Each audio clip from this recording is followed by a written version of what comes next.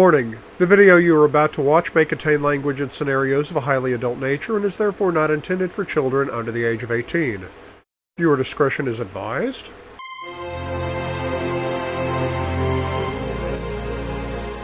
Hey, what's up guys? This is Couch Potato Mike back in the book club for another exciting installment of Gabriel's Inferno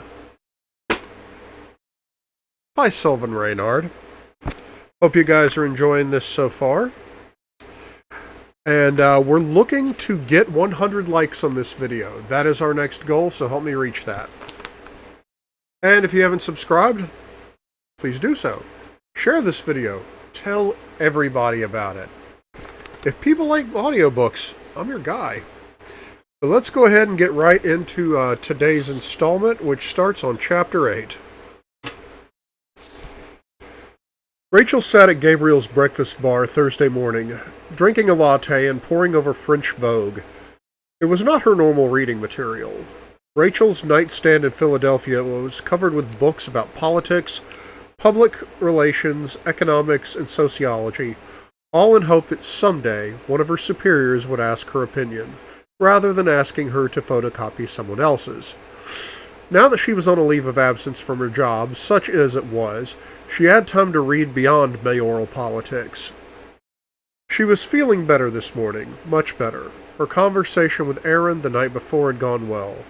Although he continued to be disappointed that their wedding was off, he told her over and over again that he would rather have her than a wedding. "We don't have to get married right away. We could delay the wedding until you've finished grieving. But I still want you, Rachel. I'll always want you, as my wife, as my lover. Right now, I'll take whatever I can get, because I love you. Come back to me." Aaron's words burned through the haze of depression and grief that clouded Rachel's mind, and suddenly everything was clear. She thought she was running away from Scott and her father and the ghost of her mother, but perhaps she was running away from Aaron too. And to hear him voice those words, as if it was possible for her to leave him, as if she could even contemplate staying away from him. His statement had almost broken Rachel's heart and made her realize how much she truly wanted to be his wife, and how determined she was not to make him wait too long to be her husband while she sorted herself out. Life was too short to be miserable. Her mother had taught her that. Gabriel entered the kitchen wearing his glasses, kissed the top of her head, and slid a wad of bills in front of her. She glanced at the cash suspiciously and flipped through it, her eyes widening. "What's this for?" He cleared his throat and sat down next to her. "Aren't you going shopping with Julianne?" She rolled her eyes. "It's Julia, Gabriel, and no, we aren't. She's working on some project all day with a guy named Paul. Then he's taking her to dinner." Angel fucker, thought Gabriel. The expletive sprang into his mind unbidden and uncensored, and he tensed, rumbling low in his chest. Rachel slid the money back to him and returned to her magazine. He placed the cash in front of her again. "Take it." "Why?" "Buy something for your friend." Rachel's eyes narrowed. "Why? This is a lot of money." "I know," he said quietly. "This is $500. I know you have money to waste, but jeepers, Gabriel, that's a bit much." "Have you seen her apartment?" "No. Have you?" He shifted on his bar stool. "Just for a moment. She was caught in the rain and I drove her home And? Rachel draped an arm over his shoulder and leaned toward him with a delicious grin. "Spill." Gabriel pushed her arm off his shoulder and glared. "It wasn't like that. But I saw her place briefly while I was dropping her off, and it was awful. She doesn't even have a kitchen, for God's sake." "No kitchen? What the hell?" "The girl is as poor as a church mouse. Not to mention the fact that she carries around that loathsome excuse for a book bag. Spend all the money on buying her a decent briefcase. I don't care, but do something, because if I see that knapsack one more time, I'm going to burn it." Gabriel raked his hands through his chestnut hair and finally kept them there, hunching his tall frame over the breakfast bar. With the power of perception only possessed by his sister, Rachel regarded him carefully. Gabriel appeared to be the ideal poker player. Impassive, unemotional, cold. Oh, so very cold. Not merely cool like a breeze or water from a stream in the autumn, but cold. Cold like a rock against your skin in the shade of the setting sun. Rachel believed that his coldness was his worst character flaw. His ability to say or do anything, his ability to say or do things without regard for his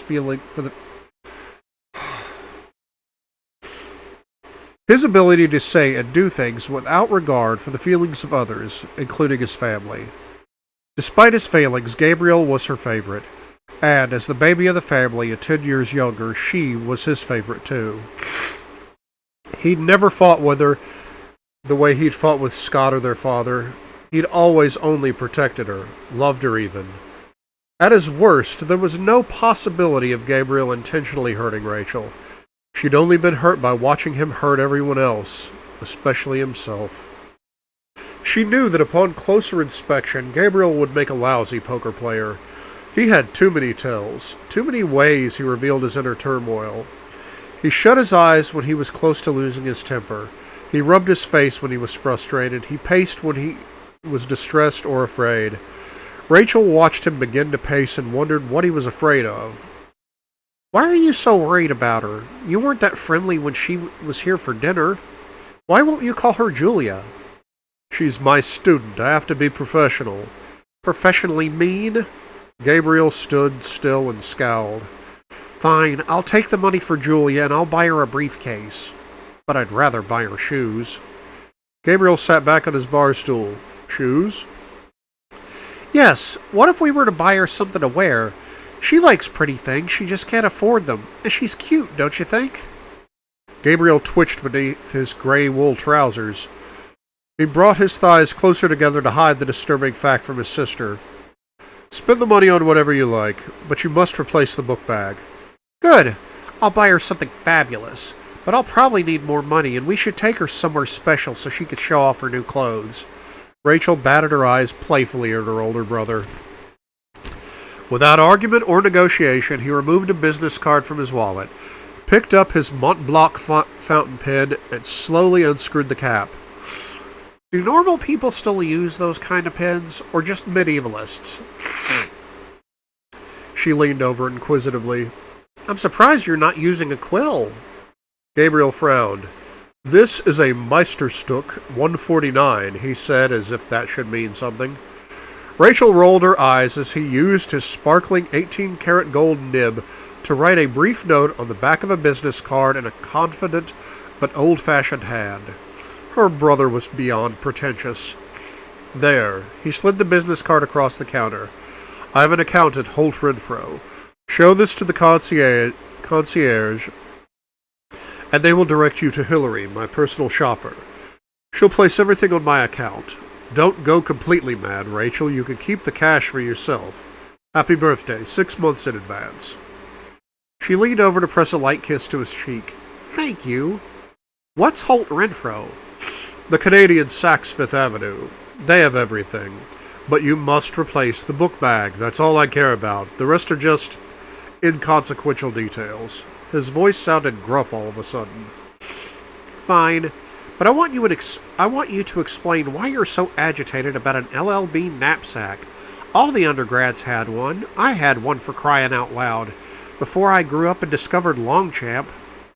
"I don't know." Gabriel removed his glasses and began rubbing his eyes. "Huh. Should I add lingerie to my shopping list? Do you like her? Rachel grinned annoyingly. He snorted. "How old are you, Rachel? Remember, she's my student. It isn't about romance, it's about penance." "Penance?" "Penance. For sin. My sin." Rachel snorted. "You really are medieval. What sin have you committed against Julia, apart from being a jackass? You don't even know her." He replaced his glasses, shifting uncomfortably in his seat. He was twitching at the mere thought of Sin and Miss Mitchell. Together, in the same room, with him, and nothing else, except perhaps a pair of couture stilettos, which he could finally touch. "Gabriel, I'm waiting." "I don't need to confess my sins to you, Rachel. I just need to atone for them." He snatched the magazine out of her hand. She set her teeth.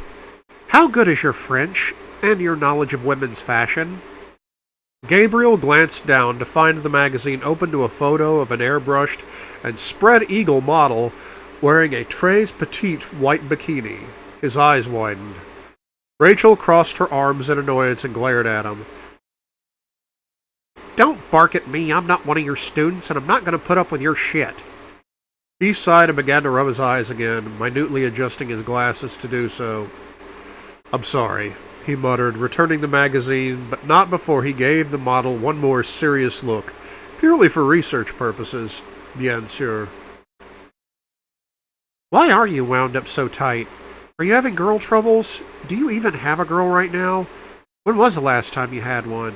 And by the way, what's with those photos in your... He interrupted her quickly. I'm not having this conversation with you. I don't ask who you're fucking. Rachel bit back an angry response and took a deep breath. I'm going to forgive you for that remark, even though it was insensitive and crass.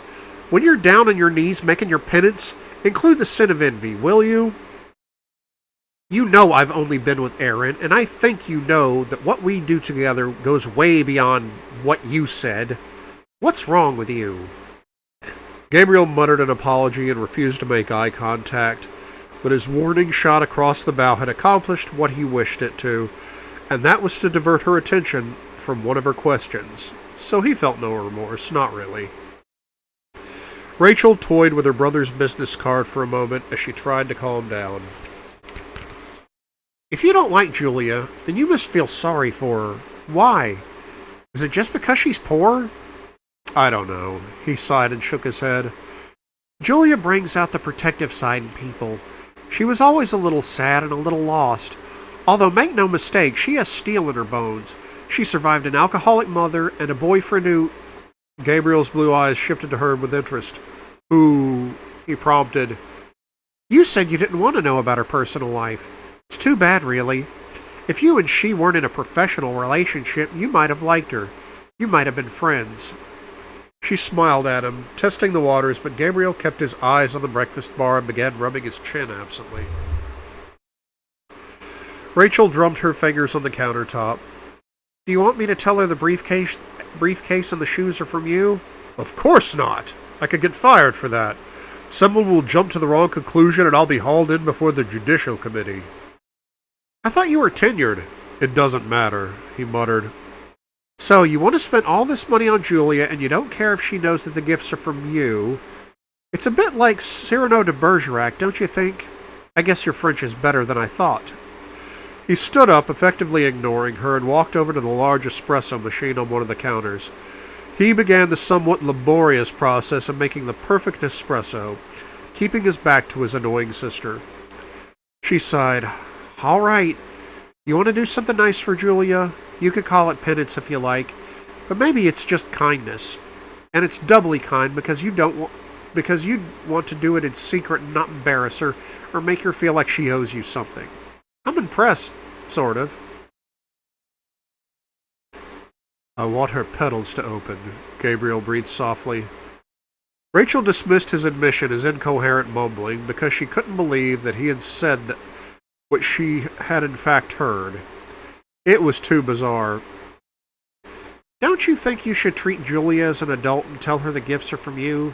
Let her make her own decision about whether she would accept them or not? She wouldn't accept them if she knew they were from me. She hates me. Rachel laughed. Julia is not the type of girl to hate people. She's far too forgiving for that. Although, if she hates you, you probably deserve it. But you're right, she doesn't accept charity. She would never let me buy things for her, except on very special occasions. Then tell her it's for a backlog of Christmas presents from you, or tell her it's from Grace. A meaningful look passed between the siblings. Rachel's eyes filled with tears. Mom was the only person Julia would accept charity from, because she thought of Mom as her mother. Gabriel was at her side in an instant and wrapped in her arms, trying to comfort her as best he could. Actually, he wrapped her in his arms.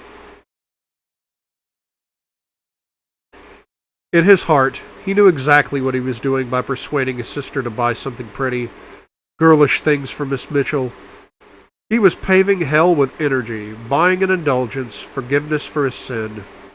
He'd never reacted this way to a woman before, but no, Gabriel wouldn't indulge himself with that line of thought. That would serve no purpose at all. He knew he lived in hell, he accepted it, he rarely complained, but truth be told, he deservedly wished he could make his escape. What's wrong with me tonight? That word doesn't even look like deservedly. Is deservedly even a word? Let me try that line again if you don't mind. But truth be told, he desperately wished he could make his escape. Unfortunately, he had no Virgil and no Beatrice to come to his aid. His prayers were unanswered, and his plans for reform were almost always thwarted by something or other. Usually a woman wearing 4-inch heels and long blonde hair who would scratch long fingernails down his back while screaming his name over and over and over again. Given his current state of affairs, the best that he could do to reform himself would be to take the old man's blood money and lavish it on a brown-eyed angel. An angel who couldn't afford an apartment with a kitchen, and who would blossom a little when her best friend gave her a pretty dress and a new pair of shoes. Gabriel wanted to do more than a briefcase, although he would never admit what he truly wanted.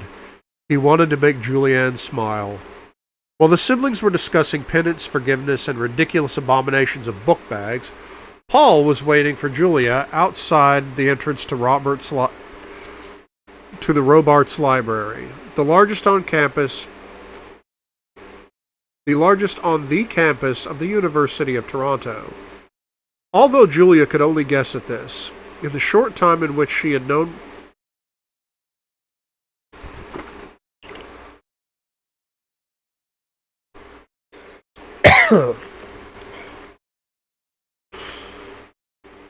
Although Julia could only guess at this, in the short time in which he had known her, Paul had grown quite fond of her. He was used to having lots of friends, many of them women, and he dated his share of both well-adjusted and troubled girls. His most recent relationship had run its course. Allison wanted to stay in Vermont and be a schoolteacher. He wanted to move to Toronto and study to become a professor. After 2 years of a long-distance relationship, it was not meant to be. But there was no malice, no slashing of tires or burning of photographs. They were friends even, and Paul was proud of the fact. But now that Paul had met Rabbit, he began to appreciate how a relationship with someone with whom he shared common interests and common career goals could be very exciting and very fulfilling. Paul was old-fashioned. He believed in courting a woman. He believed in taking his time, and so he was perfectly content only to build a friendship with the beautiful and shy Rabbit until he knew her well enough to express his feelings, and until he was confident of her regard for him.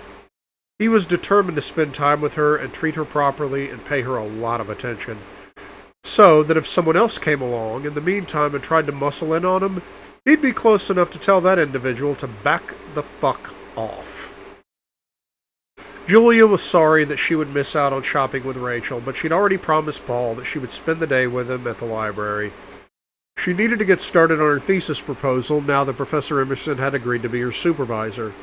She felt more than a strong motivation to perform well in his class and to dazzle him with her proposal, although she knew, based upon his previous behavior, that she was likely to do neither. "Hi," Paul greeted her warmly and immediately slipped her heavy knapsack off her shoulder and transferred it to his. He barely felt its weight on his massive shoulder.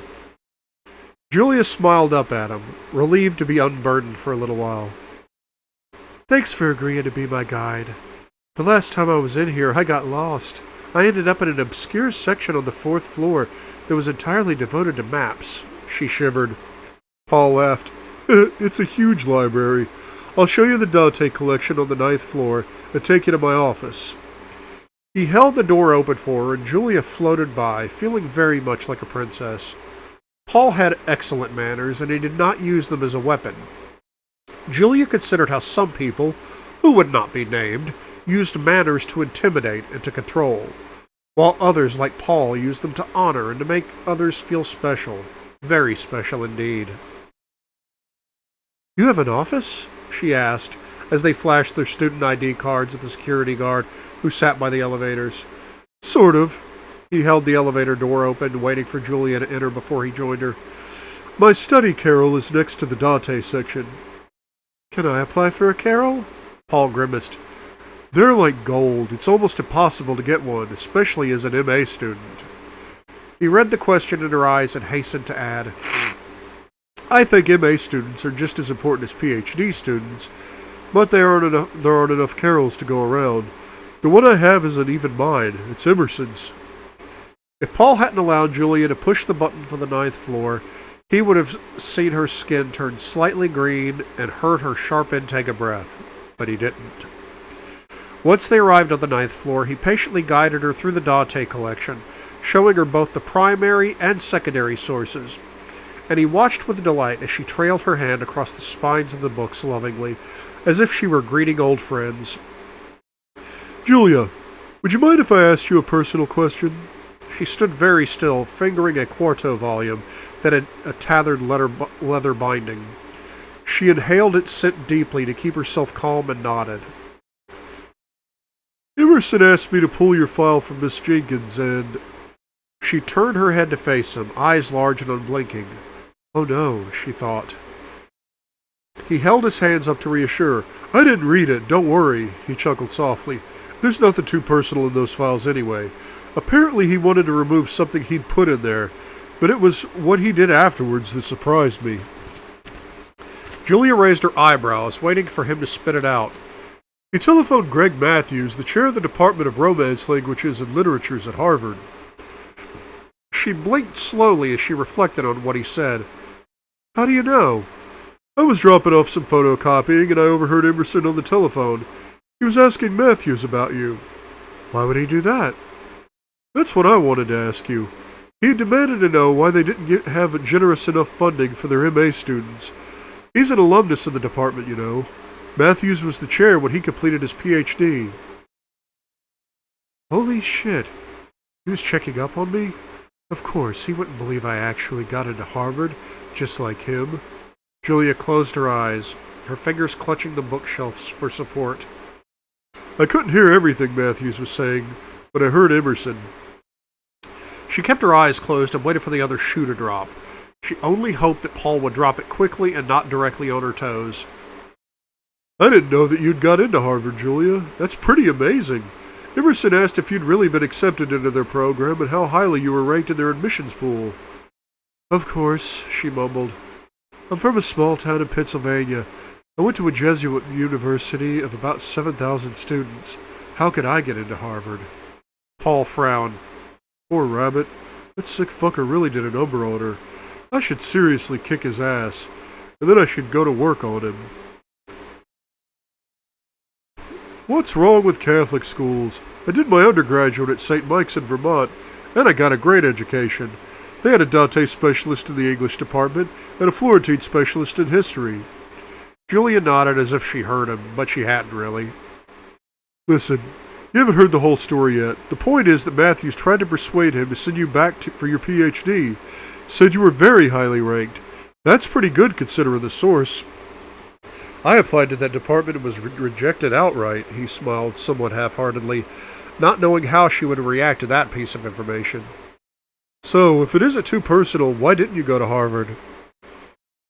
I didn't want to come here, she whispered, her voice low and guilty. I knew he was here, but I had no other choice.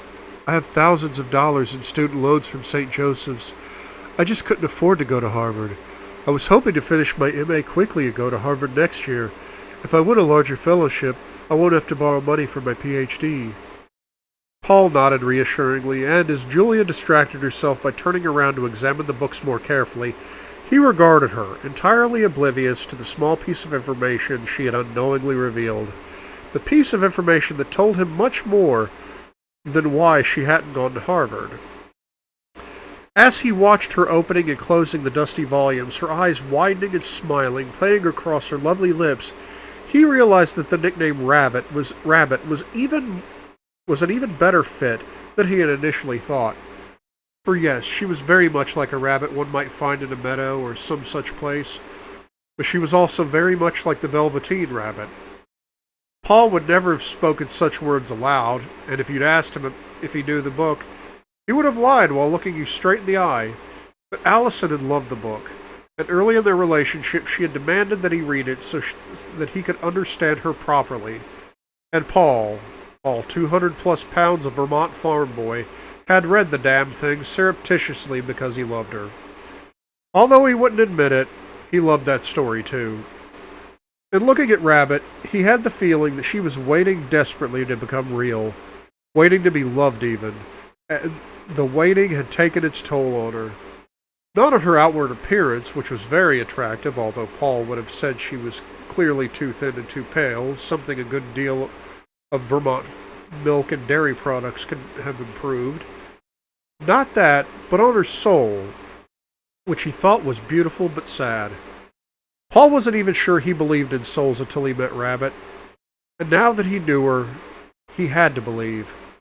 He hoped privately that someday she would become what she wanted to be, and that someone would love her and she would transform from a frightened rabbit into something else, something bolder, something happy.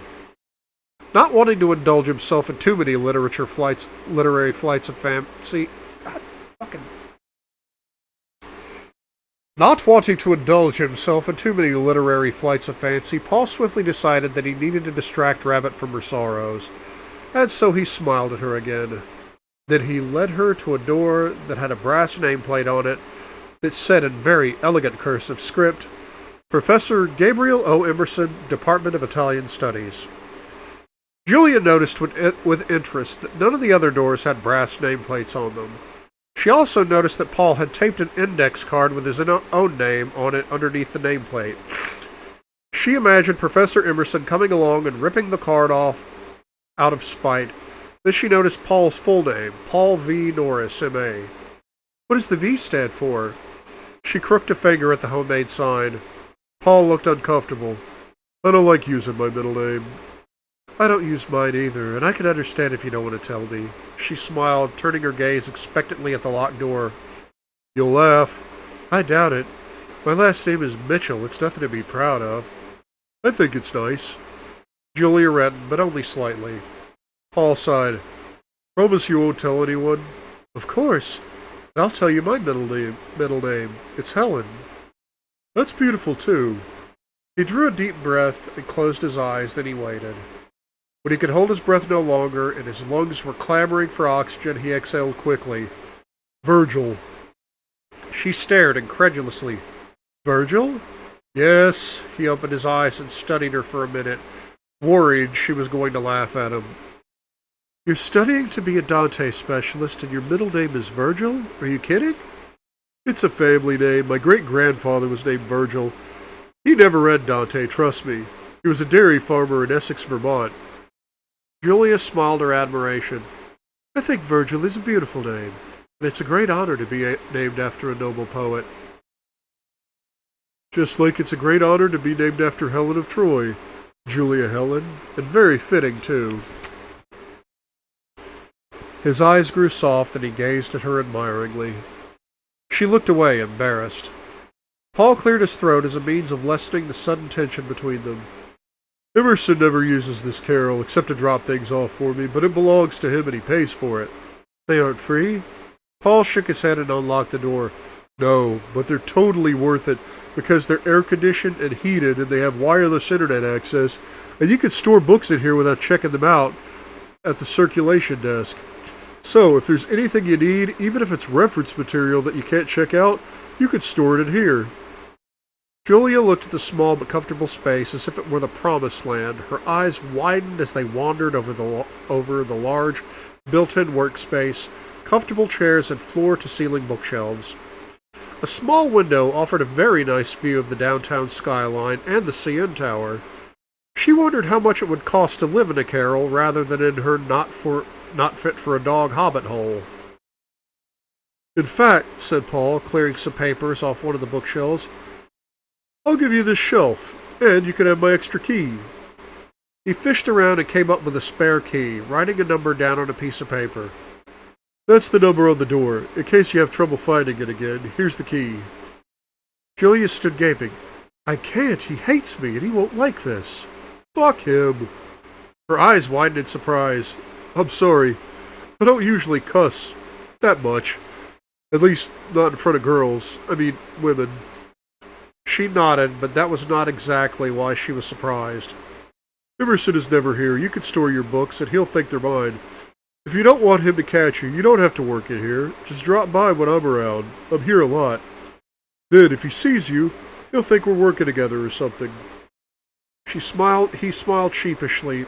He really wanted to key her, to know that she could drop by at any time, to see her things on his shelf, to study and to work next to her.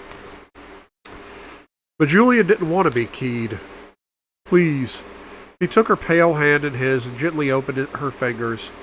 He felt her hesitate, and so he ran his thumb across the back of her hand just to reassure her. He pressed the key and the paper into her palm and closed her fingers, taking great care not to press too hard, lest he bruise her. He knew that Emerson had bruised her enough. Real isn't what you are. It's something that happens, and right now, you need something good to happen to you. Julia started at his words, for he had no idea how true they were. Is he paraphrasing from Impossible? She looked up into his eyes. They were warm and friendly. She didn't see anything calculating or crude. She didn't see anything underhanded or harsh. Maybe he truly liked her. Or maybe he simply felt sorry for her. Whatever his mysterious motivations, at that instant, Julia chose to believe that the universe was not entirely dark and disappointing, and that there was still vestiges of good and virtue, and so she accepted the key with a bowed head. Don't cry, little rabbit. Paul reached out to stroke away a tear that had not yet fallen, but he thought better of it and placed his hand at his side. Julia turned away, ashamed of the sudden and intense rush of emotions she was having, over being keyed of all things, and having him cite beloved children's literature to her.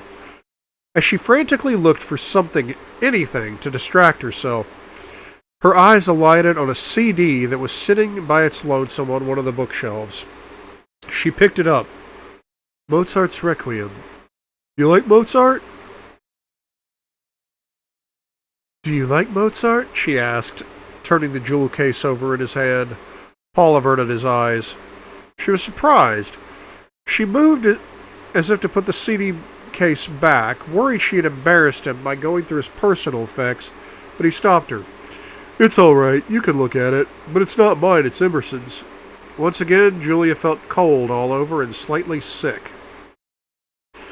Paul saw her reaction this time and started speaking very quickly. Don't tell anyone, but I stole it. Her eyebrows lifted.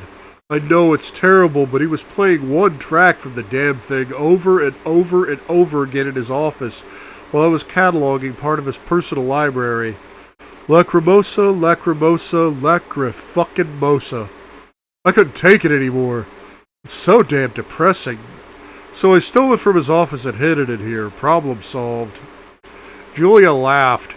She closed her eyes and laughed. He smiled with relief at her reaction.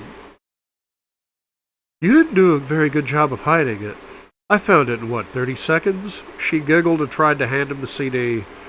He cautiously pushed her long black hair behind her shoulders so that he could have an unobstructed view of her face. Why don't you hide it at your place instead? Why don't you hide it at your place instead? Instinctively, she stiffened and took a step backwards. Paul watched her head go down and her teeth clamp onto her lower lip. He wondered what he'd done. Should he not have touched her? She was worried that Emerson would find out she had a CD. Was she? Was she worried? Was she worried that Emerson would find out she had a CD? Julia? His voice was quiet. He made no move toward her. I'm sorry, did I do something wrong? No, it's nothing. She glanced at him nervously and placed the CD on the shelf. I love Mozart's Requiem, and Lacrimosa is my favorite part. I didn't know he liked it too. I'm just surprised. Borrow it. He placed it in her hand. If Emerson asks, I'll say I have it.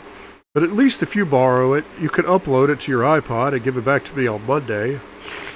Julia looked at the CD. I don't know.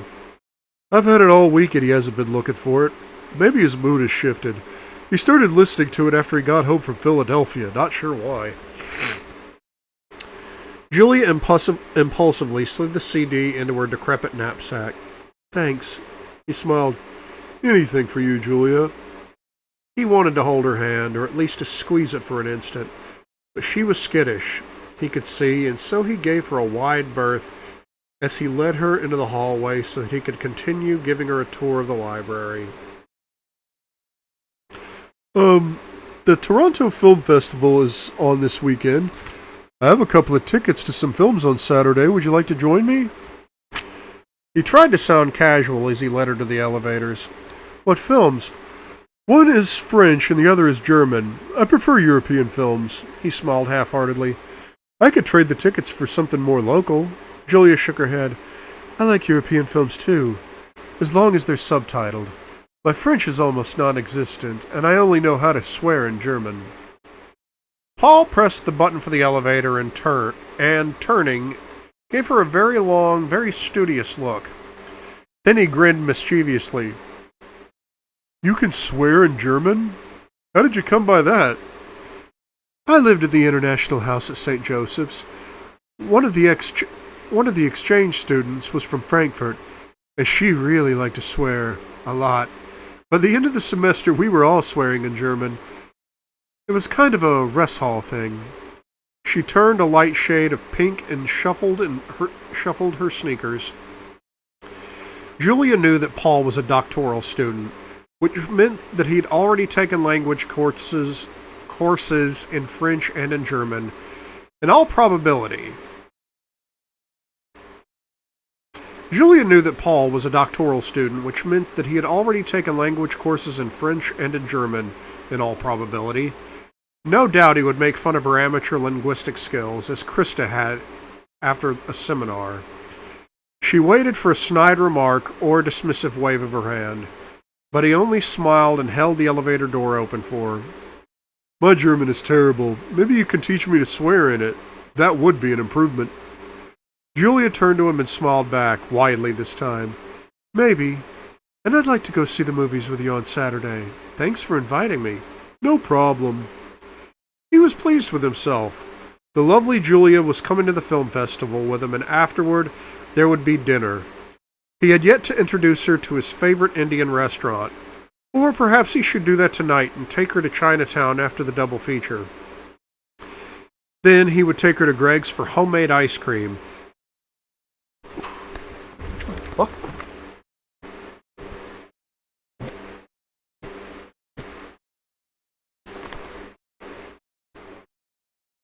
You motherfucker!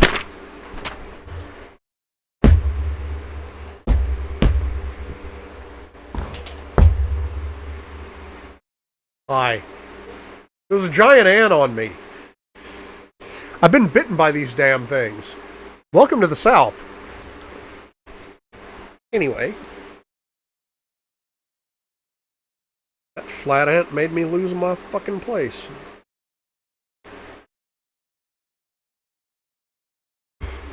Then he would take her to Greg's for homemade ice cream and invite her to accompany him to the Art Gallery of Ontario to seek Frank Gehry's architectural edition next weekend.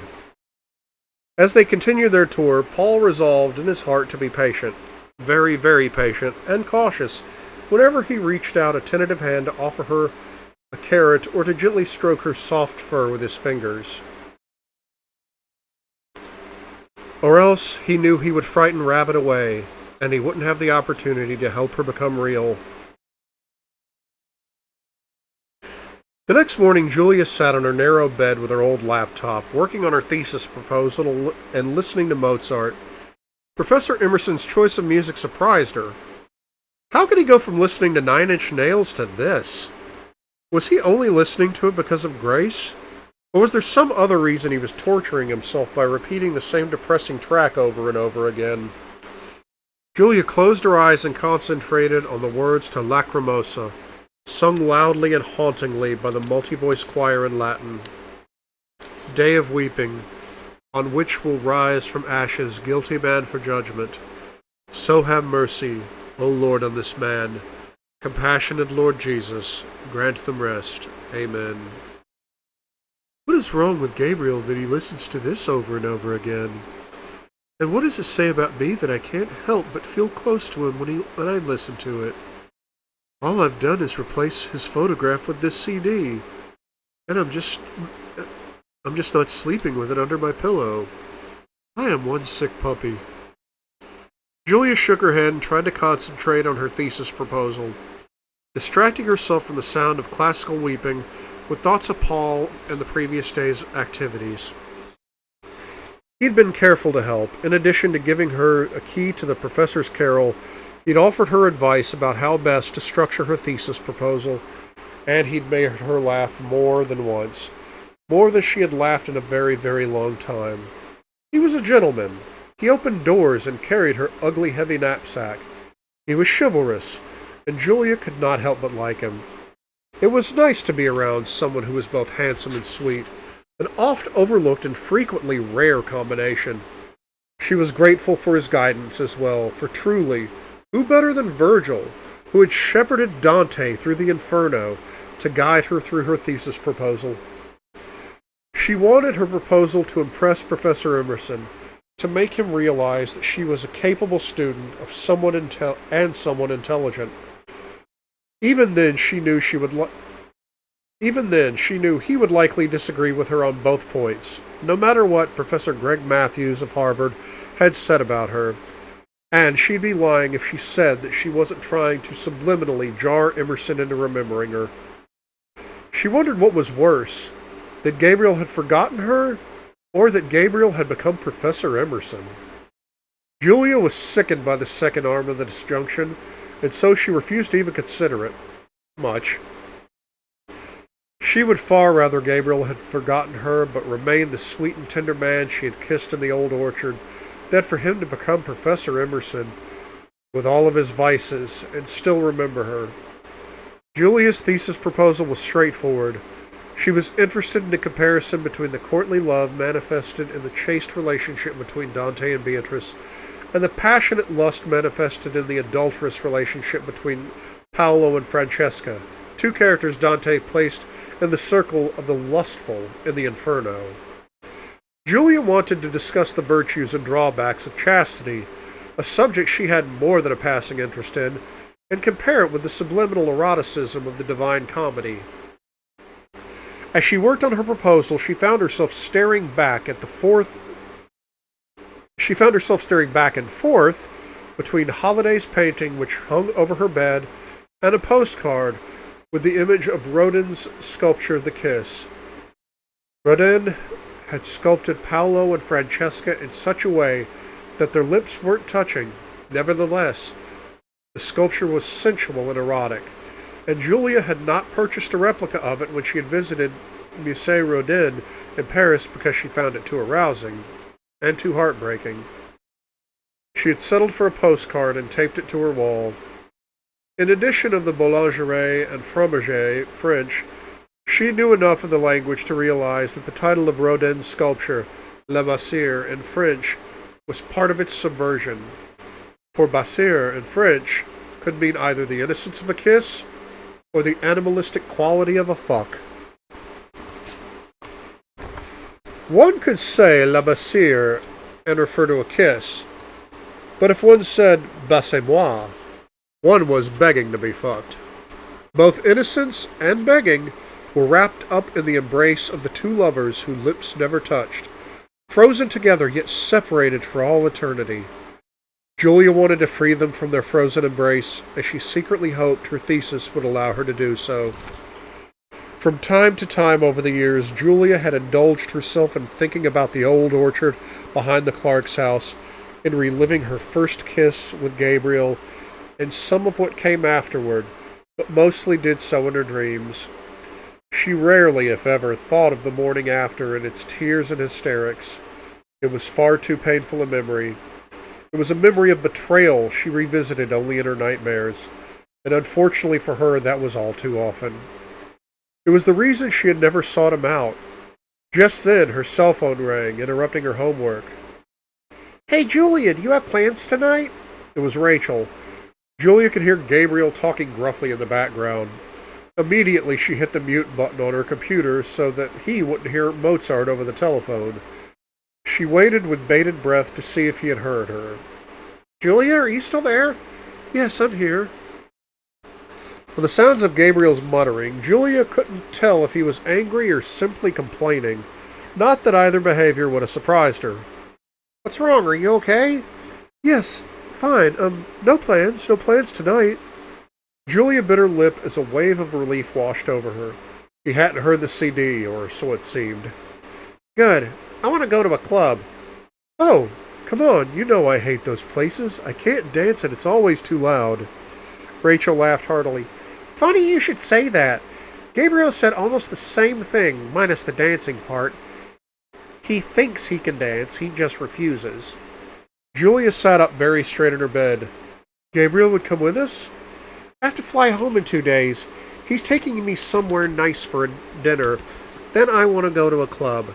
He isn't happy about it, but he didn't say no. I thought it would be fun if you joined us for dinner, so how about it?" Julia shut her eyes. "I'd love to, Rachel, but I don't have anything to wear. I'm sorry." Rachel giggled. "Wear a little black dress. Something simple. I'm sure you own something that would work." At that instant, the doorbell rang, interrupting the call. "Hang on, Rachel. Someone is at my door." Julia walked out into the hall, noticing a delivery man standing outside the front door to the building. She opened the door. "Yes?" "Delivery for Julia Mitchell. You her?" She nodded and signed for what turned out to be a very large rectangular parcel. "Thanks," she mumbled, sticking the parcel under her arm and shifting her cell phone to her ear. "Rachel, you still there?" Rachel sounded as if she was laughing. "Yes? What was that?" "Some kind of delivery. For me." "Well, what is it?" "I don't know. It's a big box." "Open it." Julia locked her apartment door behind her and put the box on her bed. She propped the phone between her ear and her shoulder so that she could still talk while she opened the package. "The box has a label on it. Holt Renfro. I don't know why someone would send me a present." "Rachel, you didn't!" Julia could hear peals of laughter over the phone. She opened the box and found a beautiful, violet-covered, single-shouldered cocktail dress with crisscross panels. Julia didn't recognize the name on the label, Badgley Mishka, but it was probably one of the most feminine dresses she'd ever seen. Nestled in a shoebox next to the dress, she discovered a pair of black, patent-leather Christian Louis Vuittons. She looked incredulously at the red soles and the very high heels. The soles had a pretty velvet bow on each toe, and Julia knew that they were probably worth about a month's rent at least. Tucked into the corner of the box, almost as an afterthought, was a small beaded handbag. Julia felt momentarily like Cinderella. "Do you like everything? The sales clerk put it all together. I just asked to look at purple dresses." Julia could hear Rachel's hesitance over the phone. "It's beautiful, Rachel, all of it." "Wait a minute, how did you know what sizes to buy?" "I didn't. You looked as if you were about the same size as you were in college, but I had to guess. So you'll have to try the dress on and see if it fits." "But it's too much, the shoes alone. I just can't. Julia, please. I'm so glad we're friends again. Apart from running into you and being able to get close to Gabriel, nothing good has happened to me since Mom got sick. Please, don't take this away from me, too." Rachel really knows how to lay on a guilt trip. Julia inhaled slowly. "I don't know. It's not my money. It's family money. Since Mom died..." Rachel trailed off, hoping that her friend would derive her own erroneous conclusion. And that's exactly what Julia did. "Your mom would have wanted you to spend her money on yourself. She wanted everyone she loved to be happy, and that included you. And she didn't have much of a chance to spoil you after what happened. I'm sure she knows we're talking again, and she's smiling down on us. Make her happy for me, Julia." Now she felt tears pricking at the backs of her eyes, and Rachel felt guilty for being so manipulative. Gabriel felt neither tears nor guilt and wished that the two girls would settle things already so that he could use his damn telephone to make a call. Could I pay for part of it? Could I pay for the shoes over time? Gabriel must have heard Julia because she could hear his cursing and loud protestations in the background. He was muttering something about a mouse in a church, whatever that meant. Gabriel, let me handle this, said Rachel. Julia could hear bits and pieces of an argument that was brewing between the two siblings. If that's what you want, fine. Gabriel, stop it! But it's our last night together, and I want you to come with us. So wear it and join us, and we'll work the money out later. Much later. Like when I'm back in Philadelphia and living on Social Security. Julia sighed deeply and offered a silent prayer of thanks to Grace, who had always been good to her. Thanks, Rachel. I owe you one. Again. Rachel squealed. Gabriel! Julia's coming too! Julia held the phone away from her ear so she couldn't hear her friend shrieking. Be ready around 9. We'll pick you up at your place. Gabriel says he knows how to get there. That's pretty late. Are you sure? Please. Gabriel chose the club and he says it doesn't even open until 9. We're going to be early as it is. Just spend some time getting ready and we'll see you tonight. You're going to look hot. And with that, Julia ended her phone call and began to admire her beautiful new dress. Rachel shared her mother's generous and charitable spirit. It was too bad some of that spirit hadn't rubbed off on Gabriel. She wondered how she was ever going to be able to dance in those sexy and dangerous shoes. She contemplated the exciting and slightly frightening prospect of dancing with a certain professor. But Rachel said he doesn't dance. Figures. In a fit of inspiration, Julia walked over to her dresser and cautiously opened her underwear drawer. Without looking at the photograph that was hidden at the back, she quickly withdrew a small and sexy string of clothes that could charitably be termed underwear, if and only if one thought of anything worn underneath one's clothes counted as underwear. Julia held the string in the palm of her hand, for that is how tiny it was, and meditated on it as if it were an image of the Buddha. And in a snap decision, she decided that she would wear it, hoping that like a talisman or a charm, it would give her the courage and the confidence to do what she needed to do, what she wanted to do, and that was to remind Dante how much he had lost when he abandoned her. There was to be no more lacrimosa for Beatrice. Well, it seems like the hero and the heroine of this story are about to go out clubbing. That is going to be an interesting thing. And if it's Gabriel's... This is a club Gabriel knows. And he likes dealing with sex workers. Is it going to be like the Mile High Club or one of those other things that Christian was into? Actually, the Mile High Club wasn't a sex place. It was just an exclusive place. Getting off on a tangent. Yeah, I know, I'm back in 50 Shades. Whatever, I like those books. It's getting interesting.